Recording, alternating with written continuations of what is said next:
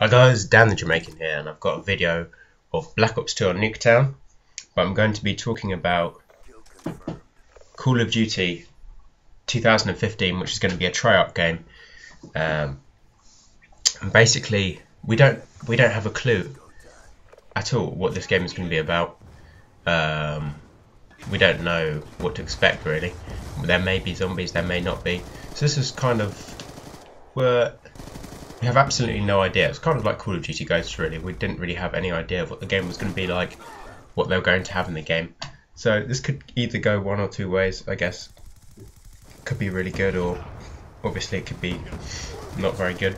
I don't think it'll be in between, because it does seem like, you know, one of those where if they get the setting right, if they get the, I think maybe they'll have parts like, obviously there's the three aspects to the Treyarch games. There's zombies, multiplayer, and the campaign. And the only campaign I've really liked actually was Black Ops 2. I thought the campaign for that was quite good. But yeah, well, we'll see what they do with the campaign. I've heard rumours, but we have no idea if it's going to be World War II, if it's going to be the future, if it's going to be modern day. So I think makes it quite interesting that we have absolutely no idea when it's going to be set, which is good. And we don't know if, well, it might be Black Ops 3, it might be a completely new title. But if it is Black Ops 3, it'll be interesting to see what they do, because in Black Ops 2 they had the story was in the future, but they had lots of flashbacks because they were talking to Frank Woods, who was one of the main characters in Black Ops 1, and they showed they showed stuff from the past, and you got to play in the past in the 1980s. And yeah, it was good fun. So yeah, whatever. But they might do that again. They might have, like the first Black Ops, they might go back to like the 60s, but this time in between the 60s and the 80s, because obviously they've done the 60s in Black Ops 1, and they've done the 80s in Black Ops 2 a little bit, but most of it was obviously 2025.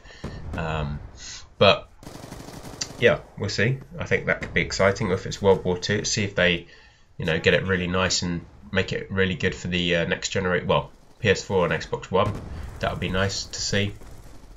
I don't know when I'm going to get a PS4 is probably what I'll get. Yeah, I don't know when I'm going to get the PS4. Whenever it goes down, really, when they get the best version of it, because they normally release about 4 or 5 versions of the consoles. That's what they did with PS3 anyway. Can't remember how many they released of PS2.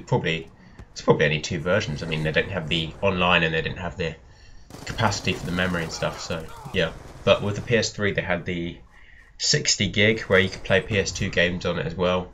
And then they decided they're not going to make the systems, not going to be able to make PS3 systems be able to run PS2 games anymore. So they decided to do that.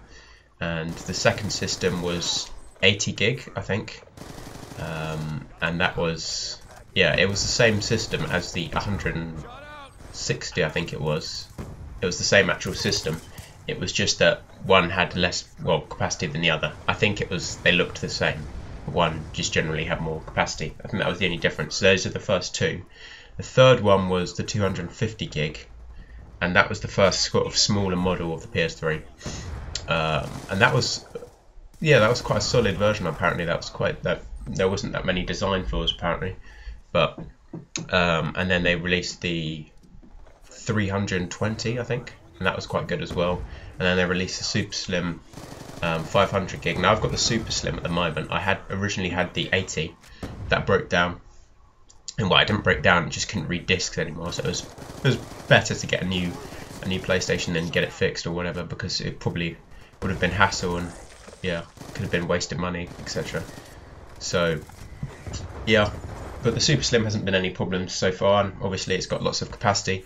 But that's what I'm kind of waiting for the PS4, for it to release better versions of itself, so it can have more capacity to store games. Because at the moment you can't really store that many games apparently, because they give you half a terabyte, so 500 gig, the same as the PS3 gave. But the games actually, you need much more gig to be able to save the game. So they take up more on the hard drive. So yeah. Anyway, take up more memory. That's the best way to put it. But yeah, whatever. I mean, I quite like Treyarch because I expect the new game to be pretty good actually. But do I expect the multiplayer to be good? It could really go either way. I think it depends. I'd like it to be innovative, be different to all the other Call of Duties, but that could be its downfall. I don't know, but I don't know what you guys think. A lot of people didn't like Black Ops 2, but a lot of people did like the ideas. Like, my opinion on Black Ops 2 is that it was actually quite a good game. The multiplayer was quite innovative compared to the others, I think.